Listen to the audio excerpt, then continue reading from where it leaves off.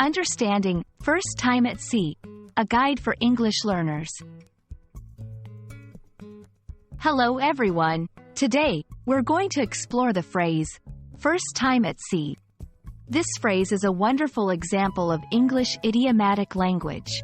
It's often used in conversations and literature, and understanding it can really help you sound more like a native speaker. So, let's dive into what it means and how you can use it. First time at sea literally refers to someone's initial experience being on a ship or boat in the ocean. It's used when someone is navigating the waters for the first time and encountering all the unique experiences that come with it. This could include feeling the motion of the ocean, learning to handle a boat, or seeing the vast expanse of water. In a figurative sense, first time at sea is often used to describe someone's first experience in a new and unfamiliar situation.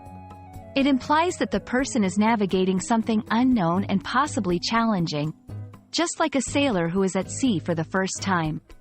This usage is common in everyday English and can apply to a variety of scenarios, such as starting a new job, moving to a new city, or trying a new activity.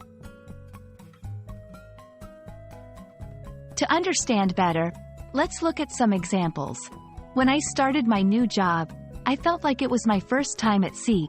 Everything was so new and overwhelming. Moving to a different country felt like the first time at sea. I had to learn and adapt to so many different things. These examples show how the phrase can be applied to situations that are new and unfamiliar, where someone is learning and adapting. When using first time at sea, remember: 1. Context is key. Ensure the situation is about experiencing something new or unfamiliar. 2. Emotion. It often conveys a sense of adventure, uncertainty, or learning. 3. Variations. Similar phrases like uncharted waters or new territory can also be used. I hope this explanation helps you understand the phrase, first time at sea. Remember, learning idiomatic expressions can really enhance your English fluency and help you express yourself more like a native speaker. Keep practicing, and don't be afraid to dive into the vast sea of the English language.